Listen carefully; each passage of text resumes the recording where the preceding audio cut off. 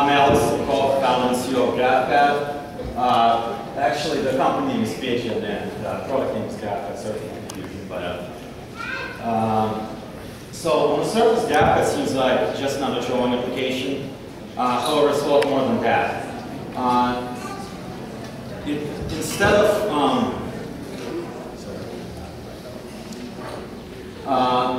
basically, it sees what you're trying to draw and it helps you out with it. So you end up with an image that's sort of a hybrid of what you're doing, and it helps you. Do you mind if I start over?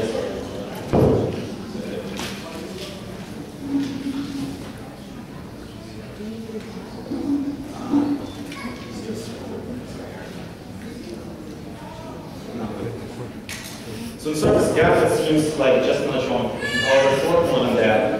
I like that you're trying to draw and helps you out with it. Which allows you to do what a lot of professional drawing tools do with the ease of use of a whiteboard.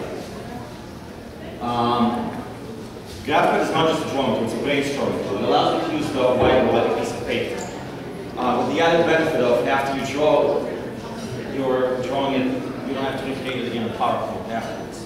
Grafpad does not rely on stencils like a lot of other drawing tools like Visio or Inkscape. Instead, it allows you to cut and merge your own shapes based on the ones you already have created. It's a lot like using scissors and glue, essentially, one minus all the mess. Grafpad is completely HTML5 compliant, which means it will work in any browser and any device, including your iPad, any operating system.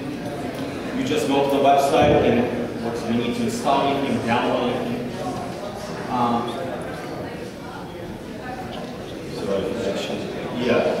So this is basically, this is how it works. You draw what you want, you cut it out, you can cut these out, and then you can store it on a server.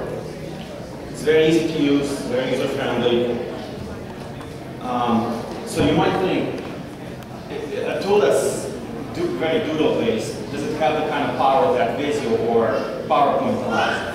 Well, it does. You might not think about it in the beginning, but here's what it can do. You can make models using it. Actually, our logos were done using Grafpad as well. You can make very fancy custom custom drawings, including the ones that guide Inkscape and other tools like Illustrator. You can make software diagrams.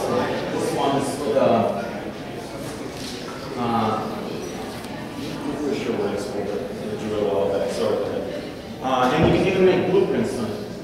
Fault trees. This is a heater system, so you set it up. You say where cold water comes in, where hot water comes in. So it's, it tries to make it very simple for you to draw things. That's pretty much it. Sorry, I'm not very. You guys have any questions? Yeah.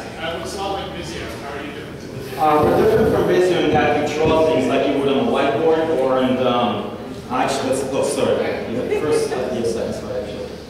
Yeah, so basically you see that circle-ish thing becoming a perfect circle? That's how we're different from Visio. You draw, it doesn't limit you to what Visio has in its presets. You can draw whatever you want. If you're not that good at drawing complex shapes, like you want to draw a moon or something, take two circles, overlay one over the other, cut out the moon. So basically the limit is your imagination. It's not installable like it is with Visio or any of these other tools. How much will it cost? We're using a freemium model. So the free version, it has an add-on side and it lets you store one image on a server. Obviously, you can download all of them to your server. They're obviously G-based, open source. They also export to bitmap, so they're compatible with Photoshop, Inkscape, most of the other tools.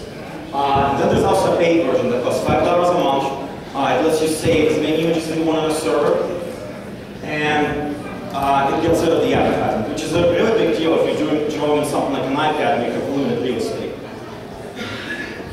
Is your software ready to integrate with the whiteboard? Right now, actually, I have a sort of garage type whiteboard set up with a remote and I'm stationed there, and it works again.